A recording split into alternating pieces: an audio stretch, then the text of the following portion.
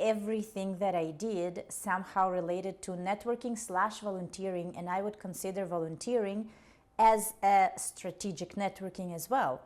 But it has to be volunteering that is very much linked to your passion. And quick note on the volunteering, maybe we'll come back to it a little bit later, but you can't really go wrong with the volunteering, because either it will give you an experience that you really need and you put it on your resume. It doesn't have to give you a job. And I've never started volunteering thinking that this is something that's going to give me this next job. I honestly, every time I volunteered because I was interested in trying to do those things that the volunteering position provided. Hey there, it's me, Lidia May, a proud Canadian immigrant and a firm believer in the power of a positive mindset.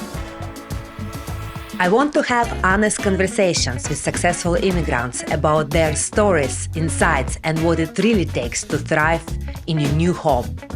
Get ready to warm up to Canada.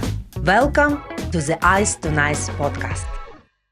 This is the day when we actually met, or very close to the day, right? Yeah. Yeah, and the funny thing, finally we are talking in English. Do you remember that day? Oh yeah. Yeah, it was, I think it was the new students orientation day at the college. Yeah. And that's what the first thing that when we met, you said, when we realized that we both speak the same language, you said, but no, let's speak English only. And I think we lasted for a week or so. Yeah. And then after first week, it just naturally. Actually, it's so funny. Your memory always has been much better than mine. Let's tell our viewers why it turned out that we spoke the same language, because I am originally from Russia, but you've never lived in Russia, right? No, I was born in Kazakhstan, so it was a part of USSR back then, and Russian was the first language, obviously. Yeah. And what did bring you to Canada? Because a lot of our viewers, they don't know you. I've known you for 10 years, right? Yeah. But a lot of people, actually, a lot of people might know you because you're very famous in Calgary, right? No, I'm not. No, but because you were a student at Bow Valley College, and then you were working there at the register office, and then you became an instructor there. So I believe that you meet a lot of international students every year. And plus, I know that you've read a numerous amount of articles for different associations like CPH Alberta, and also I know that your article was a part of a book which was published by San Francisco University. Is it right? Yeah, that makes me feel so smart. But yeah, what brought us here is that my husband and we came for a visit, to visit a friend, and we didn't even plan to move to Canada or anything like that, and we really loved it. We loved specifically Calgary very much so, for all of those reasons that some people would say, oh no, not Calgary, some other places, but we love the kind of quiet, relatively quiet lifestyle, mountains, nature, people, just absolutely everything about it. And when we decided to go on this adventure, to go to Canada, we said, well, if we go, it's going to be just Calgary. So I was in Canada as well, and it was probably 15 years ago. Yeah. But the opposite of you. So I went to Toronto and Montreal, but back then I had no idea that I would ever actually move to Canada, that I would be living here and working here, and all of that stuff. Yeah. So I was not so in love with Canada, I guess, but I was okay, it's a nice country, maybe, but no idea. But you guys, you knew exactly that you loved it. So which was nice. So, but back to our orientation day, right? Because I remember I saw you and I was like, she's probably from post-USSR or something like that. Then I looked at you, but I was like, oh my God, she probably speaks Russian. And then I won't be able to practice my English, right? Yeah. So, and that's why was that conversation when I was like, no, we cannot speak Russian. Yeah. We have to speak just English. But that's my memory of you. What do you remember about me? Yeah, so I remember that the very first moment where we actually interacted, I remember you were wearing this super kind of I don't know, USSR dress. I wasn't into dresses back then. Now I'm wearing pants with a polka dots or something, probably red. Polka dots, of the wars. And so, and it was one of the breakout sessions, and we were in a classroom, And I remember we were just chatting around with a couple of students who were there at the same time. I remember there was one guy from Brazil, I think. And then we were like, oh, what's your name? What's your name? And then somebody asked me, what's your name? I said, Svetlana. And you're like, oh, Svetlana. I'm like, yeah. Yeah. So yeah, it was really fun. But then also I'm so grateful to you because actually you played a big part in my career in life, right? In my life in Canada. Even yesterday when I was preparing for this meeting, and then I found actually so many emails from you, and it was like, okay, you have to be there. I'm like, this is our event there. So and then, typical. Yeah, and this is like our assignment date and everything. And I was like, oh my God, so she played a big part actually in my life journey in Canada. And also I remember like I didn't even know what networking means, but then you were the one who discovered it for me in some way, right? In a way, yeah. It's not that I knew what it was, and I remember that, you know, at the beginning both of us looked at it from a little bit negative perspective, because since we came, everybody was, you have to network, and then you think, well, but so if I don't know people here, it means that I will never get a job. And how's it different from other countries where people get jobs just because they know someone? Or for money. So yeah. So it was a little bit of this negative connotation before we actually understood what it means and like what it is when you actually network. And it's not that I knew what networking was, but I remember it was one of those events at the college, and like I guess it's my FOMO, you know, fear of missing out. Let's go everywhere. Let's attend all the events. So we went to this event. I remember what it was actually. It was the event where students were paired up with some staff at the college, and those people were your learning navigators. So they said if you want to be paired up with one of the staff at the college, they will help you to figure things out, whatever you might need. So I think this is the event that we went to, and yeah. Yes, and I remember that because actually I was thinking like you got somebody like that wonderful lady, she worked for Bow Valley College, right? And she had a lot of connections. She still and is. to be honest, I was like, oh my God, Sveta is so great. Like now she got this navigator.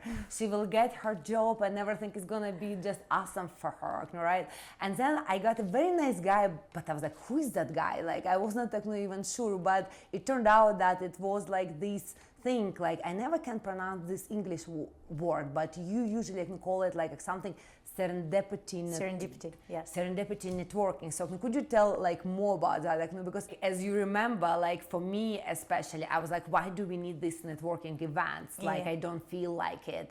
And plus, like, yes, I love meeting people. I love having a nice conversation, but to ask him, hey, by the way, are you hiring? So I never liked that. But now, like for you, and I know that you were very successful in your networking activities, if I can say that. So like maybe like, you can give some insights for those who are struggling now, same as me. Like, and what actually happened to me with my learning navigator back then, right? And this famous word as serendipity. So see, like I cannot say it right. But you just explained what networking actually is and isn't. Yeah.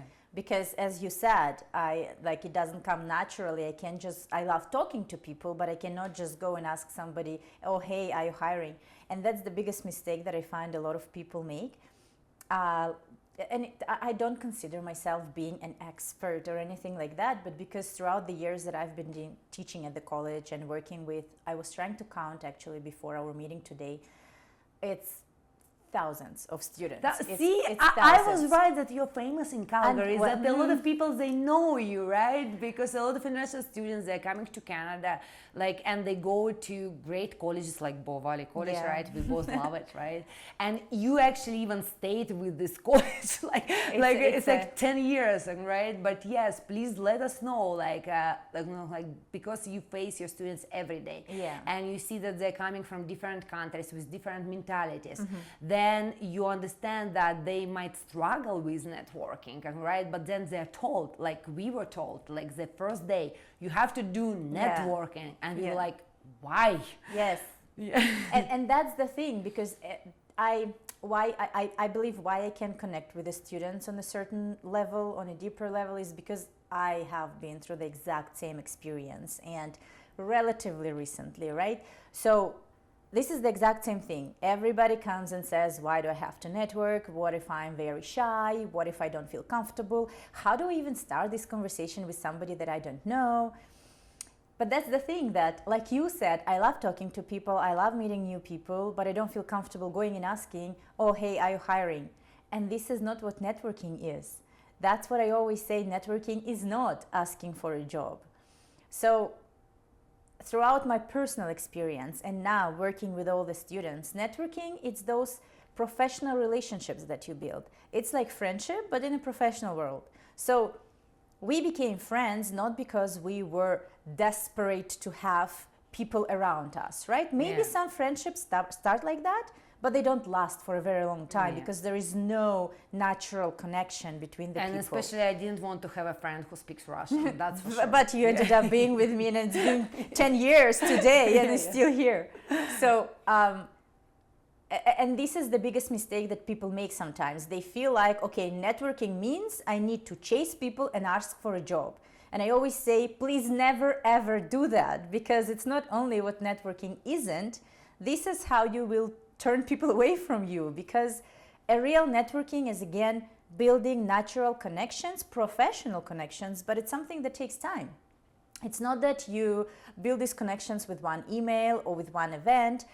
Again, if we, instead of like going through those definitions, through the personal stories, right? So your networking, how did it happen through the Learning Navigator? You decided to go to this event to give it a chance to see what it is. Or you pushed me. But you agreed to come. You agreed to come. But I didn't push you to talk to your Learning Navigator, right? I didn't push you to go to those meetings or discover or share your experience, who you are and what you can bring, for example, to the company. And you just happen to get a Learning Navigator who is a director of marketing department back then at the college. It's not that you came to this event, came to a Learning Navigator and said, oh, hey, are you hiring? Right? Yeah, this actually, is you're not right. how it I was worked. completely like frustrated. I was like, what am I doing here? Like, why Sveta dragged me to this event? And it's like, my English is not perfect. Like, I cannot communicate in a nice way. And plus a lot of Russian things, right, behind me, my mentality and everything. And, you know, I think that when we think about networking, I always tell my students, never ask for a job, ask for advice. And when you think about it in this way, you know, people are flattered when they are being asked to give an advice, right? Tell me about your experience. I'm interested in the same field. How has it been for you? What did you do that brought you to where you are today? And things like that. But when somebody reaches out to you and said, oh, hey, I'm looking for a job, your immediate reaction is like, okay, stay away from me. Not because you're a bad person, but because you cannot really help. There is nothing you can do about it. Or even if you can help, you don't know that person, right? You've never worked with that person. You've never had any interaction with that person. For example, me, when, as you know, I work with a lot of immigrants and refugees, so I have a lot of LinkedIn requests.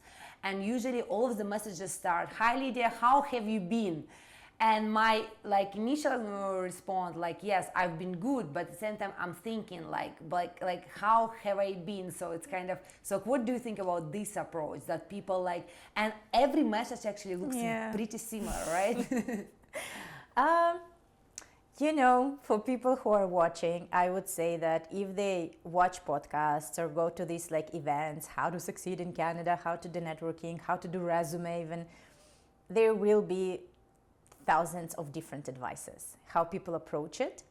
And I would say that whatever even we are talking about, or my take on that, or how I approach it, somebody would say, oh no, absolutely not, I disagree. And this is how it works in the world of the job search. When it comes to networking, when it comes to interviewing, when it comes to resumes, there are so many different approaches that people take. What I share, and I always tell my students, I'm sharing what has been working for me. And what I can see is working based on the work that I do with my students, or I also work with a lot of volunteer for some organizations, do guest speaking for newcomers, professionals who are in the job search and so on. But I'll circle back quickly to your question, because I just remember what you asked. This approach when people are reaching out and asking, how have you been? I mean, I personally don't like it very much because there is nothing I can say to this question, especially if it's somebody who reaches out and I don't really know them.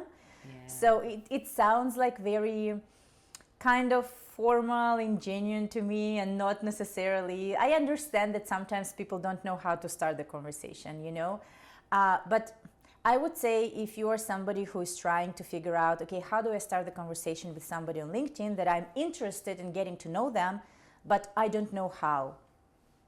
Try to be as authentic as possible and just say however it feels.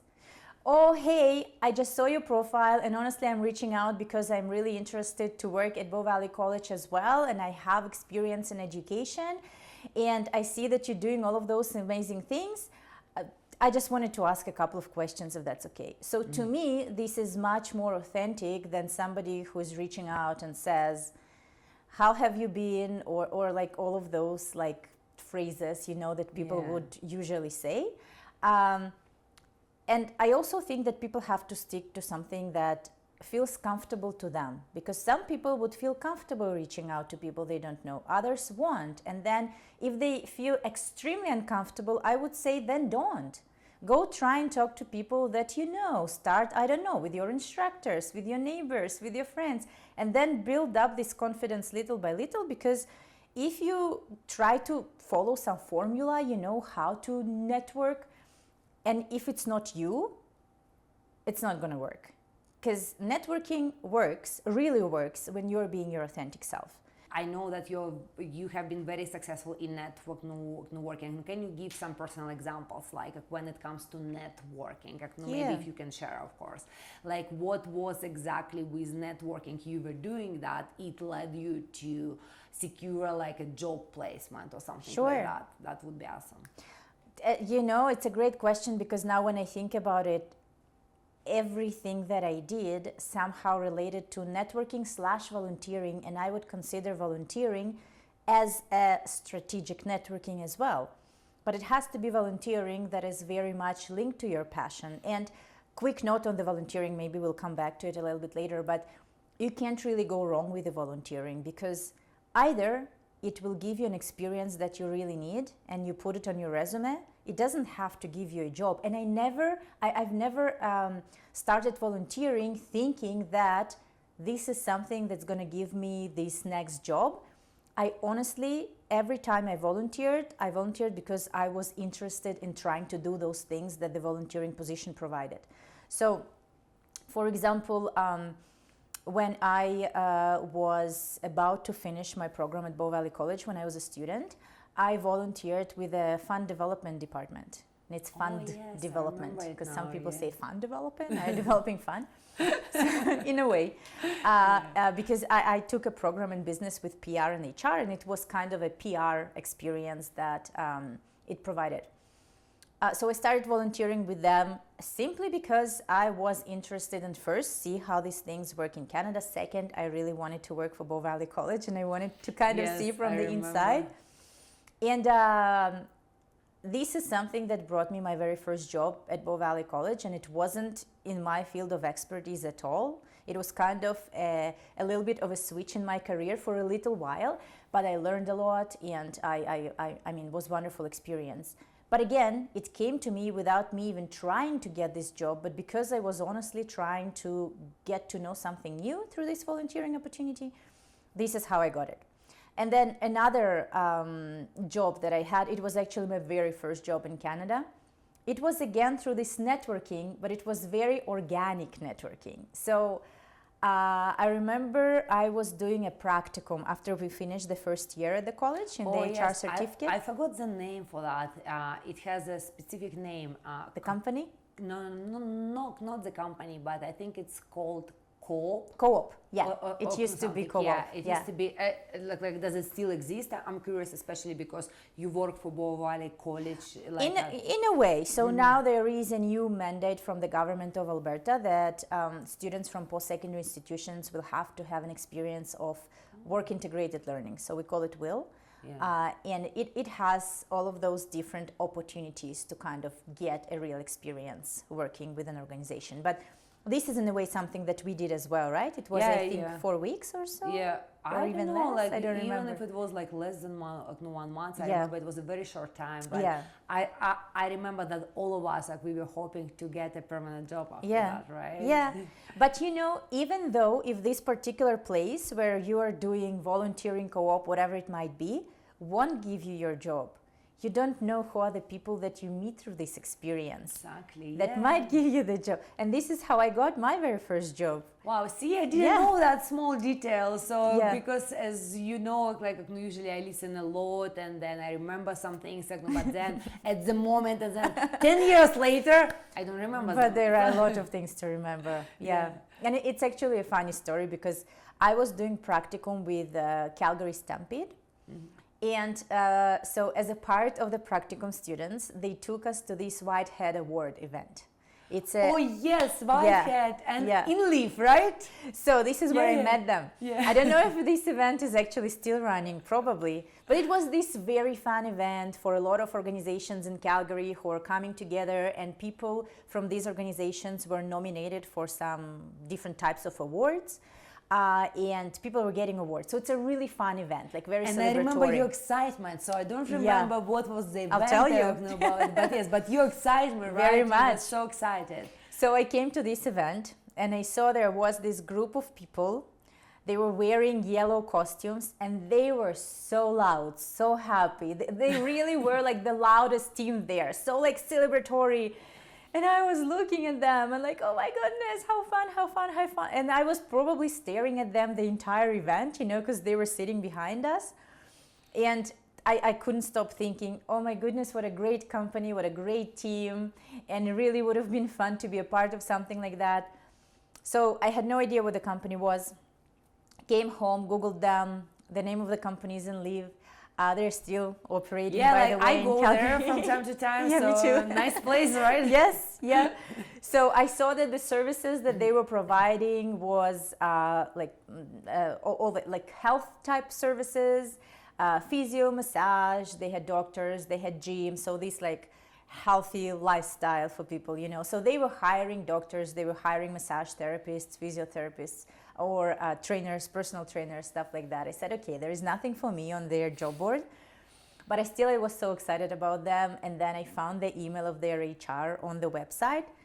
And I just decided to send them an email really without even thinking about any kind of job, because I said, well, there is nothing for me. They're not hiring for my area of expertise. And a lot of my expertise is coming in organizational development, HR, So I sent them an email from the bottom of my heart, just wanted to tell them, I saw you at this event and I really loved your team. You were so loud. It was so exciting to meet you. And that's it, pretty much. This is what I said. It was a very short email. Probably less than 10 minutes, I'm getting an email back. Less than 10 minutes. Yes, literally right away. Oh my God, especially literally for a lot right of away. immigrants, right? Yes. Once they're waiting, it doesn't waiting, happen yeah. often. And I wasn't waiting to get anything because I said I didn't ask for anything. I just sent an email. Maybe they would say thank you, something like that, but I didn't expect. So the HR person sends me an email back, something like, thank you for your kind words and so and such, and would you like to share your resume with us? Awesome. I said, sure. I said, I checked your website. I saw that there is nothing for my area of expertise, but I would love to share. I sent them my email, my resume. Couple of hours later, they reach out, said, want to come for an interview? I said, yes. I had no idea what kind of interview, which position, and I didn't care. But you were open, right? You had this open mindset, which was very important. And it's also because I have this approach, and it doesn't mean that this is the right one. There are two ways when you look for a job. One kind of paths. One path is when you look for a job based on the job. Yeah. So there is a certain position, certain job that you want, and you try to hit that. The second way is based on the company that you want to work for. Both of them are awesome. Both are great approaches. But what has always been working for me, and I just saw how it had proven itself again and again, I would always go for a company. And I would always see, okay, how can I fit myself into it? And then once I have my foot in the door, how can I actually apply my area of expertise in this organization? And that's what I have been doing. So I came for an interview and I don't know how the universe works, but it was something that just worked perfectly for me. It was very entry-level job. But so there were two sides of that. On the one side, I was very, very excited because I couldn't really work many hours because we were students, full-time students, right? And they needed some, and we had limited hours that we could work back then. I think now it's better, but yeah. They needed somebody to work on Saturdays and maybe a couple of hours throughout the week for covering. And the job was client service coordinator. Yeah, and and usually a lot of people, they wouldn't take it because they feel like, well, I have 5 educations, yes, and I have my master's degree, and then it's an entry-level job. Plus, it's not a full-time job. Yeah. You have to work on Saturdays, right? So a lot of people, like, they don't love it, but not you, right? So, and it this just is, worked. I think, a great example. Yeah, but in my case, it really worked because in terms of the schedule, Saturday perfect. I can work throughout the week. The school is very busy. I can really work on Saturdays, and Saturdays usually pretty quiet. It's kind of half day and a couple of hours here there during the week. The job itself, yes, it was very entry-level position, and I would lie if I say I didn't care at all.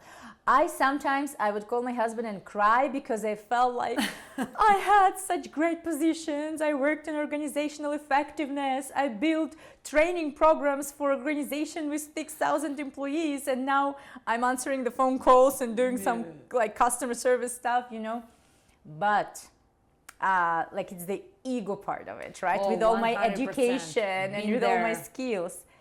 But I have to say the biggest challenge for me in this job was answering phone calls. And I'm so grateful that I went through this challenge. I was shaking when the phone was ringing and I needed to answer because of the language barrier. Yes. We've been here for less than a year. I think I started this job 8 months later, something like that.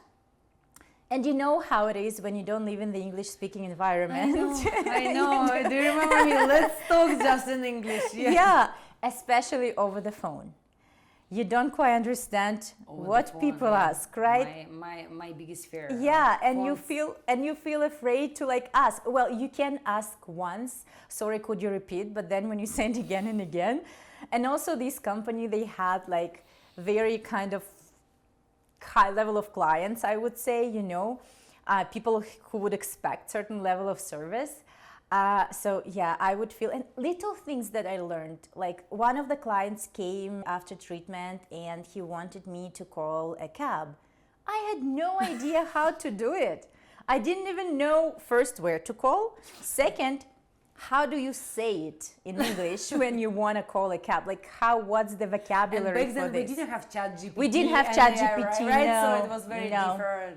No WhatsApp or like. I don't like even that. think even Google Translate. I don't think it was it good, was not right? there yet, no. Yeah. So, but I worked with very kind people, and my colleagues. They were totally cool with that, and I could ask them. They would help, and see, people are kind. They were very Canada. kind. It's they were nice. very kind. Very kind. Yes. But it was my biggest fear, and I think this was a great challenge that actually helped me to break this barrier a little bit of feeling uncomfortable, especially, with your language, things that you don't understand, that you understand.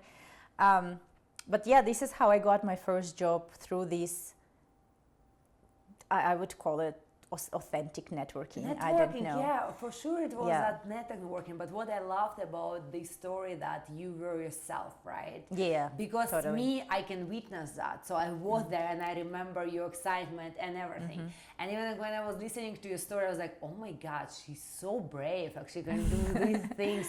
When me, I was so afraid like to pick up a phone and call like anybody, but you were just writing emails and you were just out there in that community, which was awesome as well. Right? It was still very uncomfortable. And I know, but what I loved about your story, like the most also that like you knew that it was an entry-level job. Yeah. But still you decided that you would go for it. And as I always tell in my videos that like if you're smart enough, if you have your 5 degrees, right, you won't stay in that job long, right? And this is what happened to you, am I right? Yes. So it was really perfect for me when I was a student because the timing, just schedule, it worked perfectly. It gave me great practice, like now when I reflect back, great practice in English to improve my language, to work in customer service, to gain experience. And to meet great people, it's a different story, but I met a wonderful individual back then, Stan Peak, if you're watching. So Hi, Stan. we used to work together at Enleaf, and then we kept in touch on LinkedIn for all of those years, but we've never really had a chance to kind of get to know each other and chat or anything like that. And we reconnected a year ago to one of the conferences where both of us were speakers, and now we collaborated on a wonderful project with my students at the college, because him and his partners, they wrote this wonderful book, so we integrated this book at the college. And you never know what type of people you're going to meet if you really keep your eyes open, because the opportunities are going to be endless if you keep your eyes open. There was another fun story, because and I'll get back how I got the job, but when I started teaching, because I felt very, I wouldn't say insecure, but I was very worried how students would accept it. My biggest fear was, I just relatively recently graduated. I graduated in December, and then I started teaching the next fall, if I remember correctly. So it was like which one is like a semester fast track. Yeah. But you know, I was afraid that what if I have my classmates in my class? Wow, And actually, now I'm yes, I've instructor. never thought about that. It's a lot of pressure, And right? I did. So Oh my I God. did. I had one girl who was my classmate in the past, and then one girl who was my tutee, because I was doing peer tutoring as well. And you know, God bless them, they were so open, and they completely accepted me, and they made this switch, you know, like treating me as an instructor. But my biggest thing was that people wouldn't take me, students wouldn't take me seriously, because like I look like a student as well. And so I went and I bought those, and like this is a bias that I have, by the way. I went and I bought those fake glasses. I still have them. Yes, I remember that, because you said you wanted to look more serious, Yeah. right? Yeah, those glasses. For some reason, to me, people who wear glasses, oh, they might be very smart. So I bought these fake glasses, and I literally would put them on every single class that I go into. First semester, I would say, then I started feeling much more comfortable. But yeah, glasses story is a really fun one. So now all of the students who witnessed you in glasses, they might see that and they would be like, wow, Yeah. like this is very interesting. Yeah. But yeah, how I got the job. So, you know, I was very involved at the college, right? Yeah. And Oh yes, like I think like you everywhere, Everywhere. every project, and I was like, oh my God, where she gets that energy? We're not like so young anymore. I loved it so much. And you know, I think why? Because when I was doing my first degree back in Israel, I wasn't a full-time student. I was doing my first degree. Oh yes, we forgot to say that. Yes, you were born in Kazakhstan, right? Yeah. But then you spent like a majority of your like adult years in 12 Israel. years in Israel. Yeah. 12 years. In So when Israel. I was doing my first degree, I was working full-time, already building my career, and the studies, they were kind of secondary to my professional life. I've never had a chance to be this full-time student, you know, enjoy the real student life. It was like working on assignments on the weekends and just to get it done, because I had these big work projects to do. And then when we came to Bow Valley, first of all, we couldn't work full-time because we were not allowed as international students. And this was the first time in my life back then. I don't know, I was, I think, almost 30, late 20s. So I had a chance to be a full-time student, and I took everything out of it. And oh yes, when you we did. Yeah. When we signed up for the program, I initially said, you too, right? We signed up for 1-year program for certificate. Yeah, like yes, because Then we we were did hoping diploma. to get like Alberta provincial nominee, Yeah. but then the oil crisis happened Yeah. in 2014, and we were scared that 1 year postgraduate work permit won't be enough, and Yeah. we decided to apply for a second year. But you decided to go the whole way. So, like but I applied for the second Yeah. also, but then I remember during my second year, I got transfer credits for some courses from my first degree, and I was bored because I wanted more courses to see. Oh my God. So Did I you took- hear people? She was bored. She was bored. I am a little bit of a nerdy when it comes to school, and like that's how I am wired, I think, from like the moment I was born. I am coming from a family of teachers, so both my mom and my dad, they are teachers. A and- plus students. Yeah, There is an A plus student who is Yeah. passionate about education. yeah. And when I was little, it was obvious for me that this is going to be my job, because like I watched them. I was sitting in their classes, and all my plays were with the dolls, teaching them, even with the friends. I was playing being a teacher. And then somehow, you grow up, and then you say, well, I want to have this like cool job, the job that pays well and stuff like that, right? Especially like I think back in USSR it wasn't paid well, all right? these like social norms and things like that. So somehow, I don't even know how I got into HR, but this is what I find often with a lot of HR professionals, that many of them got into HR by almost an accident. You find yourself in it. And I found myself in HR on this level that I always wanted to work with people. I loved it. I loved the kind of training, coaching, mentoring part of it. I love to develop organizations, but I didn't know what it is back then. And I had a wonderful career in one of the mobile communications company that I really started there. I worked there for 7 years, and I started as a customer service representative in a call center. It was like one of my first jobs, very, very young. And I built it up into being a supervisor, then training coordinator, then organizational effectiveness field and stuff like that. So I got into HR, but my HR jobs mostly, they were kind of teaching related. So it was a lot of employee learning and development, organizational effectiveness. So a lot of this learning and development in the background of the HR that I did mostly, and talent development. And I think that's why probably you picked this HR program at Bovali College, because same was for me. I never worked in HR, and then I picked this program. But as you said, like accidentally people come to HR, but also accidentally people take HR, and then it might transition into partnerships, right, in the future. Absolutely. So like that, So for me, when I worked in the HR department, I kind of touched on different areas within HR. But something that I really enjoyed the most, it was the talent development, training part of it, and so on. And then when we were students at Bow Valley College, I think I just got so inspired by our teachers, by the instructors that we had. Jeff.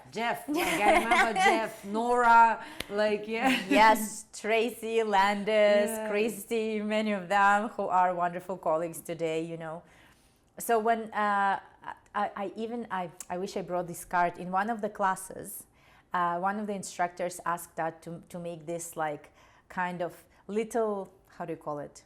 Like the map that you put your wishes on it, Oh, I think it's a map of wish or something. So it's when you create your map and then kind of the universe the vision board, vision board. So, but it was like a little card. And one of the future visions of selves that I had is that I want to start teaching.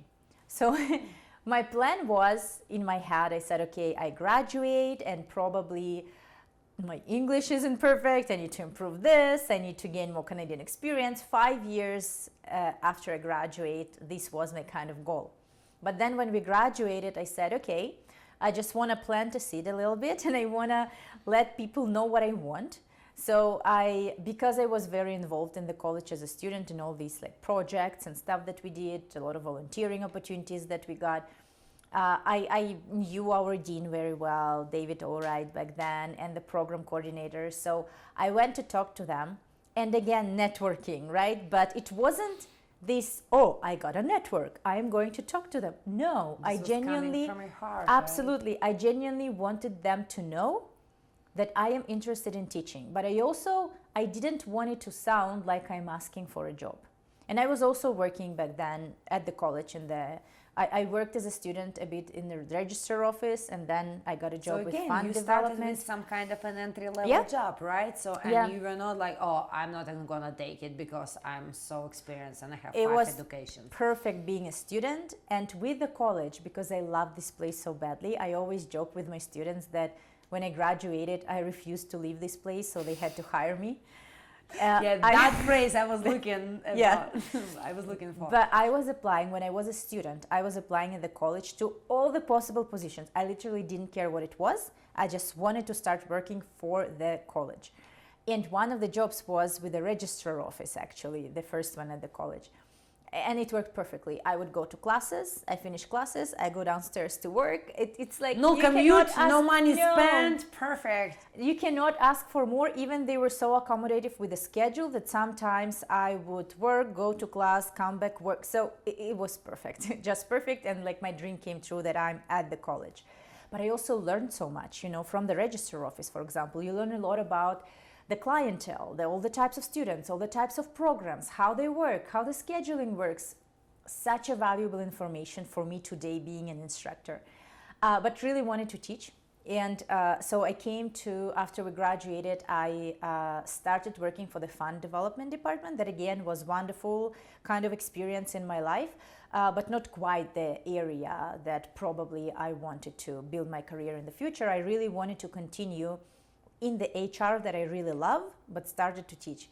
So I went to the program coordinators and our dean. I said, I know you all know me like this very engaged student, but I'm more than that because I have a lot of professional experience as well. So I just wanted to show you my resume and wanted to ask you, if I want to teach in the future, could you give me an advice? If you look at this resume, what is missing? What else? That's what I did. This is what I asked. And they actually gave me really cool advice because on my resume, I did have a lot of relevant experience because my HR career is very relevant to the teaching because it was a lot of corporate training, years of corporate training. I did curriculum development, I delivered training, I assessed training. So it was a lot of stuff that we do as instructors as well. And then they actually said, well, it would be nice if you took this ISW workshop. It's instructional skills workshop that, if I remember correctly, it's probably a week or 2 weeks long workshop and based on instructional skills. So as teachers, lesson plans, how you build them, engagement techniques, stuff like that. This program was delivered at Bow Valley College as well, and they said, well, you're working here already, so you can actually sign up and take this program. So I took this instructional skills workshop. And then what I did, it was already a little bit strategic. So I put it on my resume and I sent my resume back to program coordinators and I said, just wanted to let you know that I completed this workshop and here is my updated resume for you to have on file in case. Just in case, right? Just in case. Just in case. But again, it's kind of easy for me to say because I had a full-time job, right? I was working already and then I was pursuing my dream job. And I think sometimes it could be a kind of technique as well. But I did not dream in my wildest dreams that it's gonna come so soon. I sent it and I said, okay, I have a full-time job right now. I'm enjoying what I'm doing and learning new things, kind of new area. And a couple of years from now, let's see. So probably a semester later, I'm getting an email from Crystal Talak, who is still Associate Dean right now, the Chu School of Business. She was a program coordinator back then, and she says, so you wanted to teach so badly, and what we see on your resume right now fits perfectly into some of the courses. Would you be interested to teach a couple of courses as a casual instructor? And I couldn't... Your world probably was yes. I could not believe what I saw. I absolutely could not believe what I saw. And you know, you have this like imposter moment that how can they even invite me to teach? Who am I to start teaching, you know? So, but I was over the moon. So I started teaching. The first course that I taught wasn't even HR course, by the way. It was a public relations course. And it was the second major that I was doing in PR. Very interesting course, great course. So I started teaching as a casual and then kept teaching as casual for probably a year or so, year and a half. Then sometime later there was an opportunity for a full-time contract. It still wasn't a continuous position, but it was a contract of a full-time position. So I started doing that. But funny fact that even when I was a casual instructor, at some point, I was just there all the time. So I quit my other full-time job. I took as many courses as I could as a casual instructor simply because I enjoyed it with all my heart. And I was there all the time. Everybody thought that I'm a full-time faculty because I was always there. Svetlana, yes, she's there. I was always there. I even occupied... Like 7-Eleven. We were not like casual instructors. Usually they have these hotel stations, right? That you don't have your own desk. But because I was there all the time, I kind of had my own desk because it was... And everybody knew it's taken by Svetlana. But they didn't need to. I would be the first one who came and the last one who left. So I was... Passion. I was there all the time. Yeah, and then from this to contract, from contract, then there was an opportunity for a full-time job. And yes, it's been seven, I think, yes. Wonderful years. Yeah, but now, as I said in the beginning, like you are a wonderful person. Everybody knows you. You brought so many articles. I know that you are involved so much with CPHR Alberta. It's an organization which helps HR professionals to get their designations, right? And then you also mentioned that the fund development and Bow Valley College, that first you were a volunteer there. Yeah. So, and if I understood right, and if I remember right, so it brought you to a full-time job there as well. Yes. So if you could speak a little bit about that as Sure. well, that would be great. Yeah. It was as well like another surprise that I got. You know, I was volunteering there as a student because I was taking public relations as my second major. And then through public relations program, we had this opportunity to volunteer in fund development department. So I was volunteering with them, beautiful team. And then there were two wonderful individuals, Sherry and Tina, that I mostly work with most of the time. And when I was about to graduate to finish my program, it took me 2.5 years because I did double major, right? You and Aneta graduated half a year before. You like to do everything double, double, extra. One is not enough. So when I was graduating, I sent them an email and I asked if you could write me a letter of recommendations because I'm about to graduate and I will start looking for a full-time job. And they told me, we were actually waiting for you to graduate because we are planning to open a position in the department and we really wanted you to apply for this position, you know, and then... Bow Valley College loves to surprise their international students, right? Long story short, you know, I applied, but it's really interesting. Bow Valley College actually has a lot of people who were students there and became employees, not just instructors, you know, in all the possible departments. We have in our HR department, we have our HR students who graduated and now they're full-time employees in all the other departments. And there was a funny thing that we have at the beginning of the year, this big Reconnect event where all the employees come to this event together. And it's really cool because we don't really have opportunity throughout the year to kind of interact with each other too much. Because, you know, like faculty, sometimes we communicate with each other, but mostly we are in our classes with our students, different schedules. So this event provides opportunity to get together with all the staff and faculty at the college. And Mishek, the president of BVC, once he asked if all of the employees of Bow Valley College who were students of Bow Valley College in the past, could you stand up? Wow. And it was so fun to see, you know, that a lot of people were suddenly popping up in different tables that, well, that's what you do. You provide such high quality education. You have such great graduates. Why wouldn't you hire them? Yeah, so. And this is the evidence that things are happening in Canada, right? Oh, so yeah, even in the beginning, if you think, oh, like where I am and where that teacher is, right? Big time. And then suddenly like time flies and suddenly you're a teacher, right? So and it's such an inspiration for a lot of students of yours as well, right? Your story is so great to share with that one as well. And I know that a lot of people, when they come to Canada, they volunteer. And we have our dear friend Aneta, right? Yeah. Who works for CCIS now. Her story is quite amazing as well. And actually I'm hoping to have her on my podcast as well. Yeah. But like, if I remember right, as you remember my memory, my memory is not so great. So I think she got her, like, actually her first real job, and by real job, of course, I mean those jobs which have benefits, which have like good, full-time job, good package and everything. So like I think that the volunteering part played a big role in her career in Canada, and of course if one day I have her on the podcast, like she might talk more about that. But what is your opinion? So because you've done almost like so far, and like we have heard that you've done networking, you've done like volunteering as well.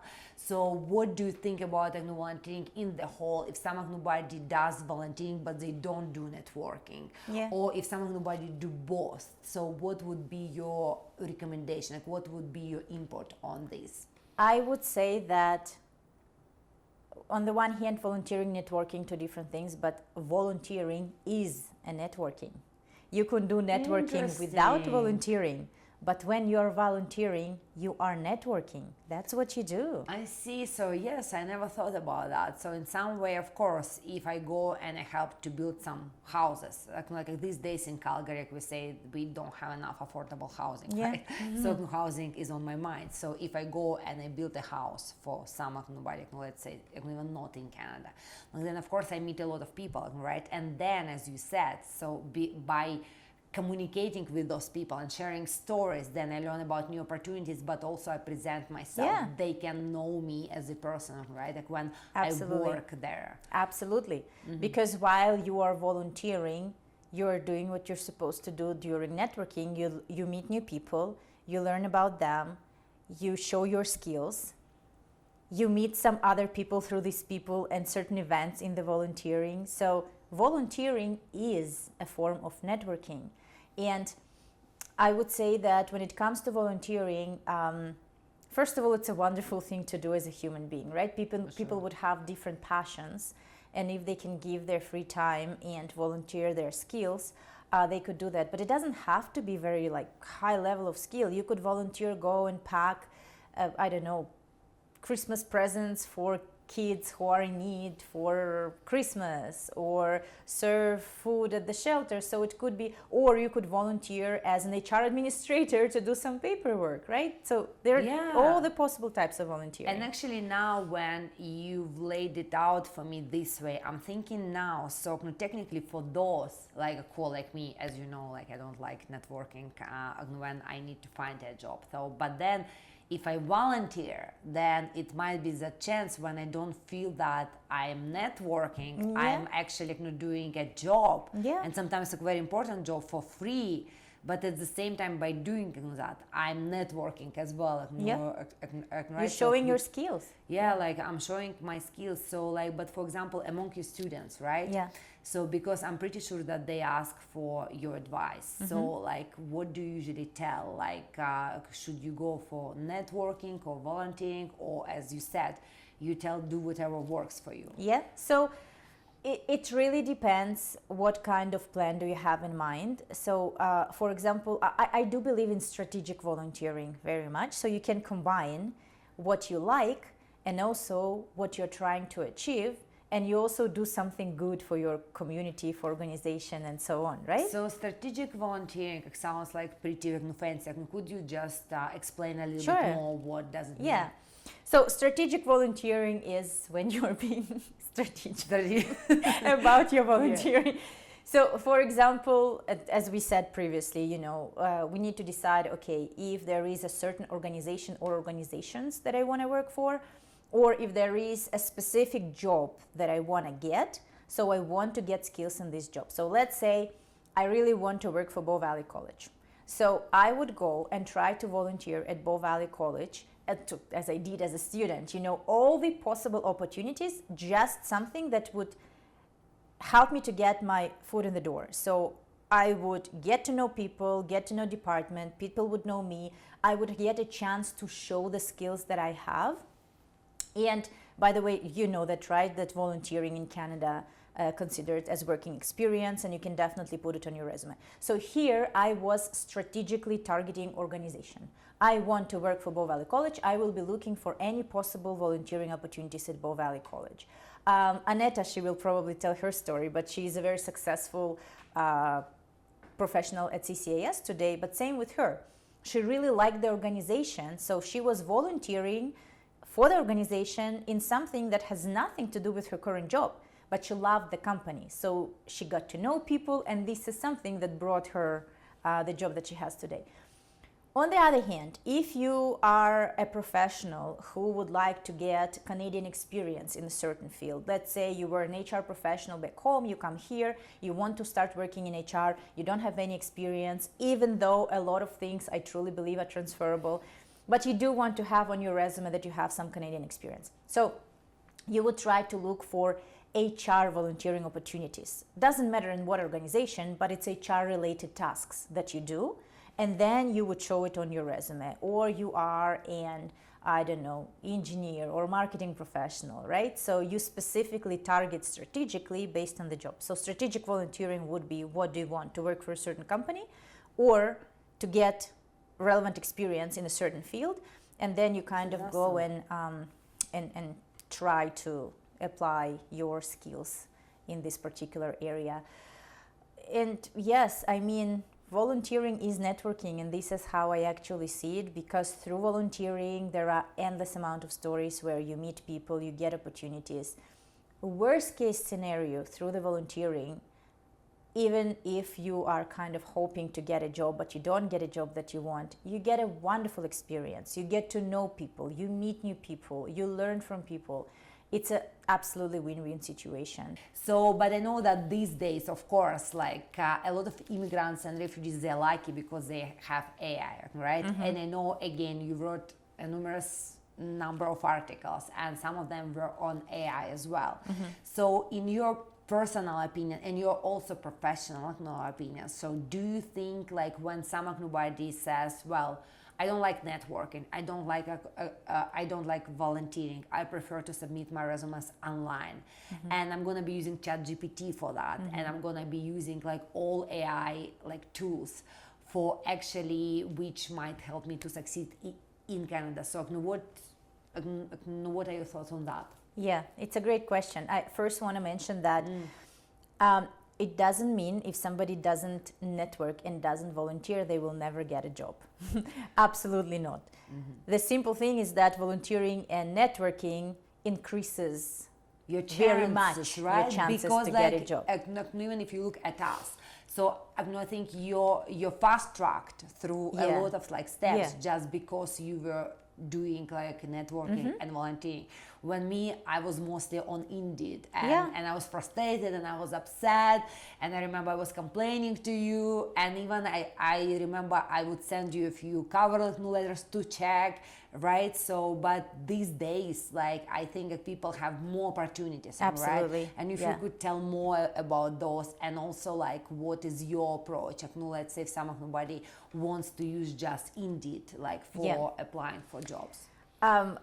So looking for a job is a full-time job, as you know, right? And then when it comes to using Indeed or any kind of online website like platforms. see, like 10 years ago, I knew just Indeed, but maybe these days, like, there are plenty of them, and you know better. Yes, there are multiple websites, and LinkedIn is huge today. LinkedIn, specifically yes, with we applications. forgot to mention LinkedIn. It's big. And even better, because on LinkedIn you really can see right away the company, you can see people who are working for the company, so you can kind of you can spy on them, right? Kind of, yeah. Or even if you are feeling confident enough, you can reach out and build connections, and ask people for mini chats to learn more about the company or something like that. But when it comes to when you're applying for a job, as I said, there is no one correct formula that I would say, I'm gonna give you this magic recipe and this is what will work for you. And as we mentioned at the beginning, people would watch 10 different podcasts, would go to 10 different workshops about job search, resume, and so on. And all of them might have different takes. This would say, send this. Other workshop would say, no, don't do that. At the end of the day, we are sharing what's been working for us, right? And this is what I share with my students, and I see their success stories. So I would say, well, probably it's working. And if you're this kind of person that don't feel comfortable reaching out to people, learning more about the profession or institution, organization you want to work for, you did that, and it did work out at the end of the day. It doesn't mean that it will not work out. A lot of people are also asking about the fact, should I send cover letter or shouldn't I? It really depends. Look if the job posting is asking for the cover letter. A lot of them will be asking, some of them will not. So you really want to make sure that you follow what the company is asking you to submit. No. And could you tell me more about cover letters? So like, even like, for me, like now I've been in Canada 10 years, right? And even I took HR, but as you know, I don't work in HR. So why recruiters ask for a cover letter? It's a great question. So for some people, for some recruiters and organizations, they don't want cover letter. They want to see resume right away, to see set of skills, And if it's something that fits, they would invite people for an interview and we'll learn more about the person. Do they check those resumes themselves, or there is an algorithm or Depends. program involved? Depends. Yeah, but we'll talk about it as well.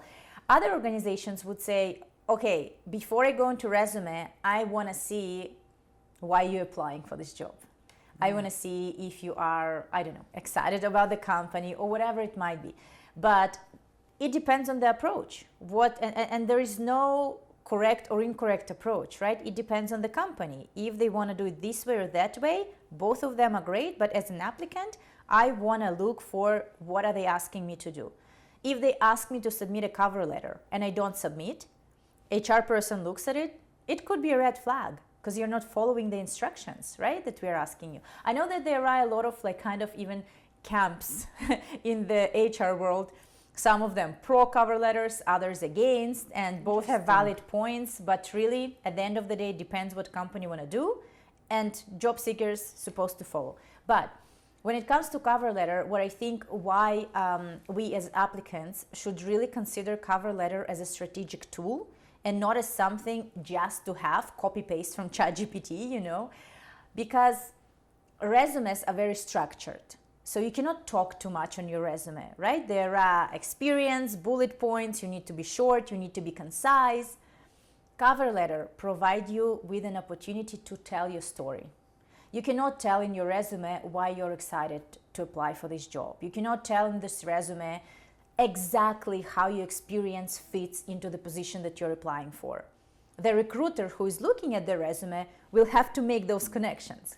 I see. And basically, in some way, that story you shared when you got your job at InLeaf. Yeah. So by submitting that email, in some way, it was a cover letter, right? Kind of, because I was able to share my story. I said, why am I excited about this company? I kind of said what type of set of skills I have and how it fits into the organization, right? So for a lot of recruiters and HR professionals who ask for cover letters, this is an opening that will let them know, do I even want to look at your resume sometimes, right? So Because first step is they look at the cover letter, especially those who believe in supposed cover to, yes.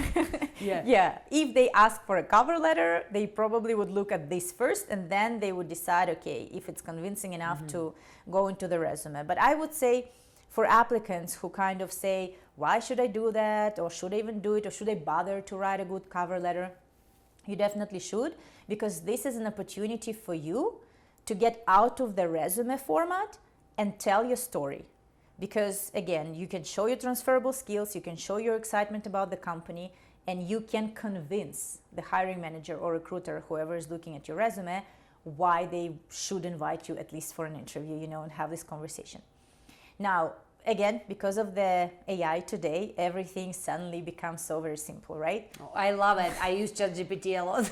So in a way, you can literally go into ChatGPT or any other language learning program and ask it to create a resume for you or create a cover letter.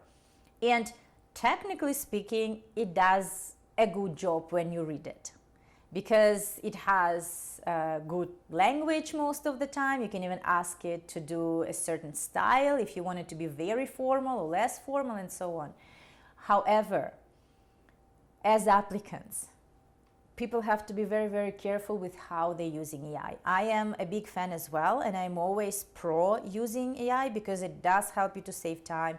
It does help you to polish your resume and your cover letter, but it still have to be you. Because if we blindly ask it to create and copy paste, HR professionals can sense it. You know, they can recognize it right away. Me as a teacher, I can look at the work that students provide today. I can see if it's been written with ChatGPT or by a student, if it's been edited or not, because it has a certain language, it has a certain style, it has a certain approach. And if we don't do this personal touch, it's going to be useless. You cannot imagine to how many HR professionals I'm talking today, and they're saying, I open a resume, when I see ChatGPT, it goes to the garbage without even me looking further, because people can recognize that based on the language. And it also makes it, if you don't do your human editing, it makes it extremely general. It does not differentiate you from thousands of other applicants who applied for a job. And ChatGPT likes like rumbling, right? It repeats a lot of information, uses these like high words. It sometimes comes up with some weird information as well. So definitely use it as a kind of starting point. But based on that, we have to input this human touch. We have to show how we are different from thousands of other applicants and so on. So do you know this magic formula, how to add a little bit of authenticity into the chat GPT? It's, you know, there is no really magic formula. It's just your hard work. It's every time I work with my students and we do those workshops for the students on their resume, cover letters, and how to actually show transferable skills and how to align their resume with the job posting. We really need to remember that when we are applying for jobs, there will be tens, hundreds of other people applying for the exact same job. And that's the thing, how we can win this game. So that's what we first of all need to keep in mind. How do I stand out from this hundred of other applicants? How do I show in my resume, in my cover letter, whatever I submit, that I am the right candidate for the job? Now, and you know, like in any type of communication, we need to listen. So as applicants, we need to listen to what the employer is asking for. How can we listen to it? We need to read job posting very carefully. We need to know exactly what are they asking for in the job posting. And probably every single job, even let's say you're applying for an engineering position or a marketing position, same position, but every resume that you submit should be tailored to this particular job posting. It's a lot of work, extremely annoying work, but when we submit one resume, kind of my professional resume, I'm applying for the same job, it's like throwing spaghetti on the wall, you know, and see what sticks. But if we really want to stand out and if we really want to differentiate our resume and cover letter, yes, use ChatGPT, especially if English isn't your first language. It will help you to create more concise and clear sentences. It can help you to make it kind of formal or create better sentence structure. But then you're the one who knows what you did in your previous job. You're the one who knows how the skills that you have are relevant for this company. So you need to show how what you have is going to solve problems of this organization. How do you know what problems this organization has? Read the job posting, because they're going to tell you in the requirements, in the qualifications, what specifically they're looking for. Use the same wording as they are looking for in the skills. So show those skills that they need as much as possible in your resume, in your cover letter, and then whoever is reading, the recruiter, hiring manager, you help them to create those links for them. They will clearly see how you are the best candidate for this particular job that they posted. Now, it's easier said than done. It's a lot of work. It's really a lot of work, and it sounds like, yes, it makes sense. I'm going to work on my resume and I'm going to do it in a couple of hours, but it requires a lot of reflection, especially, you know, when we need to explain what we did in the previous positions, or if I need to show my transferable skills. There is a lot of transferability, by the way, in the skills that people don't always recognize, but I will quickly share this story that I just recently heard from a friend, that she shared a story that she has a friend who is working for this printing company. Mm-hmm. And they really like hiring people from McDonald's. And then she asked them, but what does it have to do with McDonald's? Why your printing company likes hiring people who have experience at McDonald's? And this person said, well, because they know the structured work, how you follow the steps, because somebody who works in the kitchen at McDonald's, you know, there are certain steps that you kind of have to follow in order to create this meal, right? And you cannot miss the step. You have to pay attention to the details in order to kind of create this chain of events. Exact same idea in the printing industry. So they need people with the skills. But when you look at it, printing McDonald's, it doesn't click right away. But if you look at the skills that you have, even if it's a different job, and what this job is asking for, you need to sit and reflect and understand, okay, how are my skills could be transferable and fit into the solving problems of this particular job. A lot of HR professionals, and I see it with my students, they really like hiring HR professionals who were engineers in the past. Interesting. And again, it's a certain way of thinking, but we need to show those transferable skills. ChatGPT can help you with that. So you can ask ChatGPT, I have this experience, I'm transitioning into this field. Based on my experience, could you show me how I can highlight my transferable skills? And it will give you ideas. But that's the thing, it's just ideas. And then you need to look at them and kind of fit it into your authentic experience. So that's kind of the magic behind the AI as a job applicant. But then a lot of organizations, not every organization, but a lot of organizations are using ATS, the applicant tracking system. Because again, there are a lot of applicants who are applying for jobs, right? And then instead of having an HR person who would go through hundreds of resumes, there is an applicant tracking system that could pick the right resumes. How does it do it? Based on the keywords. And this is another proof why we actually need to align our resume with the specific job posting. So the specific skills that are listed, we want to make sure that we list our skills, if we have them, using similar language. Because I could say I'm a great team player, or I could say I have people skills. It kind of means the same, but algorithm won't necessarily know to pick it if I don't use the word that is on the job posting, right? But again, even with ATS, not every company uses ATS. It's not that absolutely every organization, smaller organizations usually wouldn't. It depends on the amount of the resumes that people get, but it never hurts align your resume with the language that is on the job posting.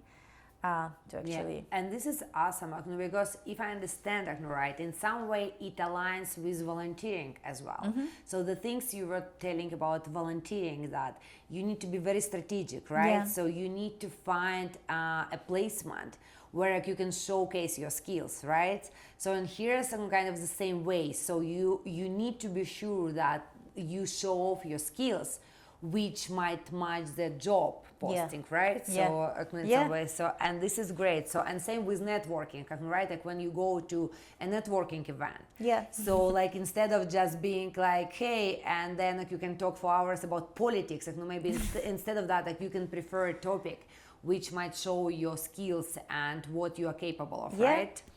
And another tip to a little bit overcome this awkwardness of the networking, especially when you go to these events, it's really worth practicing a little bit your pitch, because especially in Canada, when you go to these networking events, an elevator pitch, right? People would ask, so what do you do? Or tell me about yourself. And even me, when I was asked this question, I was like, what do you mean what I do? Like, what do I do here right now? Or what I did in the morning? Or So it's a networking event. People are asking about your professional background, professional life. And you really want to practice it, because it sounds like, oh, well, yeah, I know what I do. I can talk about it, but try talk about it. You can't talk about it right away if you've never done it before. So you really want to show how you put those sentences, words together, and so on. So it's really worth practicing a little bit before you go into those networking events and I don't know, talk to people about yourself. This is awesome. This is a great piece of advice. So, but also I think a lot of viewers, they might be curious, and maybe you can tell a little bit more about, like, or just to open that secret and show what is behind the curtains. Like, for example, do you know what happens in this case? So let's say I have a perfect resume, I have a perfect cover letter, and I've submitted both. And then I'm waiting 1 week, 2 weeks, and no response. So, like, do you have any ideas what actually happens on the other side? So, like, what is the process like recruiters use, or maybe a hiring manager? So, like, in order, like, to get to you or never actually send you an email. So, what happens behind the curtains? A lot of things happen. And again, we're not living in a perfect world, right? Some organizations would have better hiring processes, others would not have good hiring processes. Some organizations would recognize how important it is to, even if it's this automatic email to the applicant, thank you for your application. Because of the high amount of applicants, we will only reach out if you're being successful. So at least you would know that if you don't hear back in, let's say, 2 weeks, means that you're not successful, but they tell you.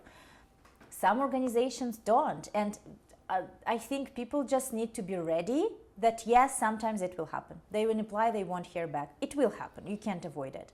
But what oftentimes happens, either company maybe doesn't have good HR processes, they are too busy.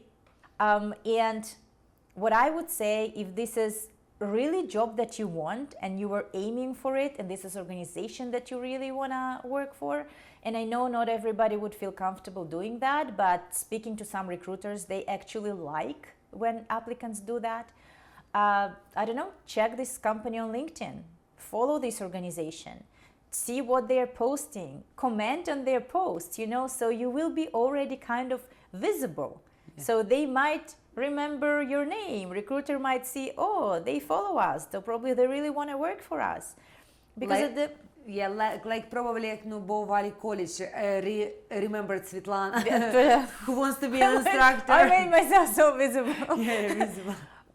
Or even maybe reach out to this recruiter. And sorry, recruiters, maybe some of you will say, no, don't give this advice. But I know that others would really appreciate it, because it shows how much this particular applicant is interested in the job. Because if I'm a recruiter and I'm getting hundreds of resumes and I'm like, oh my goodness, how I'm going to go through all of them, and then I see Lidia sends me a quick message on LinkedIn and says, oh hey, I just wanted to send a quick message, I'm such and such, I just applied for this job, I'm extremely interested in your organization, I do believe I have a relevant set of skills, and if you have a chance to look at my resume, I would be happy to be considered. I don't know, something like that. And actually, I think you're right. Like, for example, I'm not a recruiter, but as you know, just recently I was participating in the hiring process. Yes. And I was happy to see that a candidate just sent me an email saying, thank you so much, I had a wonderful time. Please let me know what's going on and things like that. So it was just some formal follow-up email. Absolutely. As well. And you bring up a very important point. This is follow-up after the interview, which is extremely important, because interview doesn't guarantee you a job, and there will be other people who are candidates. But if you do this extra step, again, it doesn't promise you a job, but it gives you an extra point of being remembered and showing your interest, and follow-up letters, thank you letters. And you're absolutely right, yes, and that person, he stand out, right? And that's why he has this job now, and I'm very happy that he accepted it. But yes, you're absolutely right. So, but today we have talked about a lot of topics, right? So, because as we both know and our own experience that things don't happen pretty fast, right? Mm-hmm. So what would be your advice? And especially I'm curious about your perspective, because as you remember 10 years ago, we were in the same position, listening to, not maybe to a podcast, back then it was not so popular, right? But we were listening to something for sure, or to someone, right? And we were thinking when it will be that moment when we feel like in our home countries, right? Mm-hmm. And I don't know about you, but me, now after 10 years, I do feel that I am at almost the same level as I was in Russia, or maybe even a little bit higher. And I'm not talking just about my career, I'm talking about a lot of things my life here. So I know a great auto mechanic, I know my favorite esthetician, right? So, and things like that. So I feel like home. And Canada became this home for me. So, and I'm pretty sure you can reflect the same experience as me. So if you can share about that a bit. Absolutely. And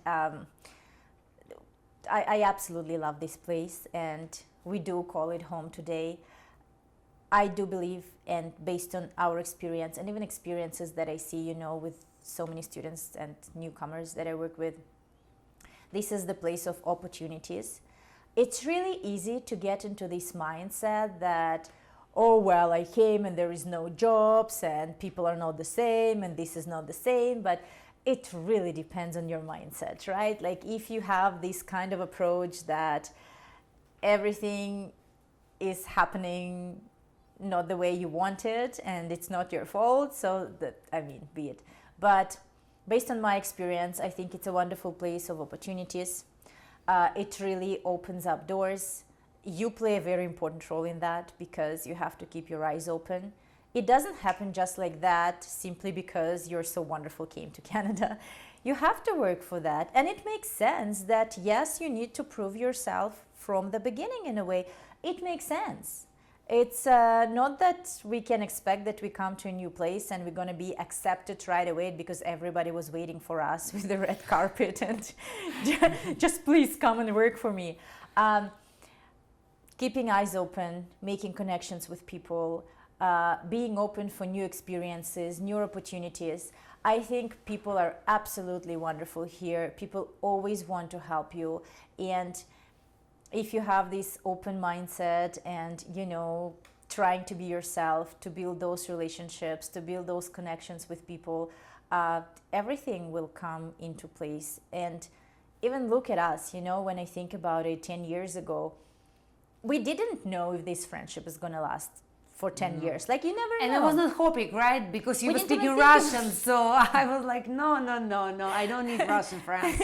Or at least not Russian friends, but Russian-speaking friends. Yeah. Yeah. But you just find your people. And if it's your person, you stick together for a long time. If it's no, you say goodbyes. Yeah. And even the friendship, as I always say, I wouldn't say that for 10 New Years, like we were lovey-dovey friends, right? No. So we had our ups and downs, right? And it's natural. It should be like that, actually, because if we didn't have ups and downs, it would mean that our friendship isn't authentic. We don't, get pissed at each other. Yeah. We don't get angry with each other. And I mean, it's a natural process, and I'm very grateful that this is the way it is. So it's a beautiful place. Yeah. And I honestly believe that if people come with this open mindset, keep their eyes open. I had great expectations coming here, and I think it met those expectations, my life here, our lives here, probably even above and beyond. Without, of course, with difficulties as well. I wouldn't say that everything was just this sugary, buttery, perfect, and everything just happened to us. We also had a lot of struggles, right? We also 100%. had a lot of but concerns. Also your story shows again how everybody is different. Because you came here with great expectations. I came here with that expectations that I would end up working at McDonald's. And it's not like it's bad working at McDonald's, but having that USSR mentality, I was like, oh my God, I cannot work at McDonald's. What my friends will tell, what my parents will tell. So I have very low expectations. And then it turned out great. So and that's why it showed that everybody's different. But I'm pretty sure still even now, when we have talked about networking, volunteering, submitting AI resumes, what do you think actually works? If you think about that. I would say it's a beautiful package of everything. If you really want to make sure that you get a job of your dreams, you have to be proactive about it. It's not one thing. It's a little bit of everything. It's submitting your resumes, it's aligning your resumes with the job postings, it's doing some networking, it's doing some volunteering. And I'm not saying that everything has to be on this daily basis as a full-time job, but the more you do, the more chances you have. The more people you meet, the more chances you have to get a job. The more people you talk to, the more advice you can get to get a job. The more volunteering you do, the more opportunities you get to get a job. So again, it depends how far you want to take it. I don't know, when you train for a marathon, if you simply training running 1K a week and then go and run marathon, probably wouldn't finish. But if you train more and you're being strategic about it, there are higher chances that you would get a good result. So when it comes to the job search, try to stay true to yourself, be your authentic self, even when it comes to networking and volunteering opportunities. If you're a shy person, introverted person, as we talked at the beginning, do it little by little. But the more you do, the more you practice. It's like a muscle, it will start growing at some point, but you gotta do something. What doesn't work is when you're sitting there and waiting for the job to come to you. Or complaining. Or complaining about the fact that nothing is happening. Yeah. So I would say variety of things, and at the end of the day, in my experience, it's the people that you meet and build authentic professional or personal relationships with that actually matters, and you can do something really cool. And the people are great in Canada, right? People They're are wonderful. nice. They say a lot of things like sorry. They are, Things but like that. but also, you know, people, I find that they truly are here to help you, and they will if they can. So, well, like, this is great. Like, thank you so much for sharing all of these stories of yours. And, you know, like, you're a teacher, right? And we both have this mentality, like, and today is September 1st. So for many of our viewers, it's probably not September now, but for us, it's September 1st. So, and on September 1st, like, back home, what we used to do, we would go to our school and with a lot of flowers, and we would present a lot of flowers to our teachers, right? So, and today I'm so grateful that you are on my first podcast ever in Canada, and I'm so grateful that you agreed to participate in that. And plus, you're a teacher. So as a teacher, maybe in Canada they don't have fucking flowers, but I want you to have your flowers today. Thank you. Oh my goodness. Oh my God, this is so sweet. Thank you. I love you, and I'm happy to have you as a friend. Here, so I'm truly happy that I met you 10 years ago, and you have played a great part, like, on my career journey, on my personal journey in life. And I hope that we will have more podcasts in the future, and you will become a famous teacher all over the world. I will hug you, but we were told we cannot get out because the shot will be cut off. Thank you.